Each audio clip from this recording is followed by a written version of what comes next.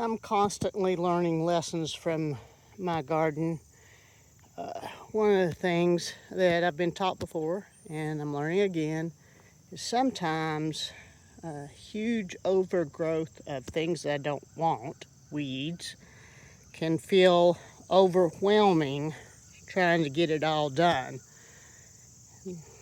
What I need to remember is I can ask for help. And today I've been contemplating what is my resistance to asking for help.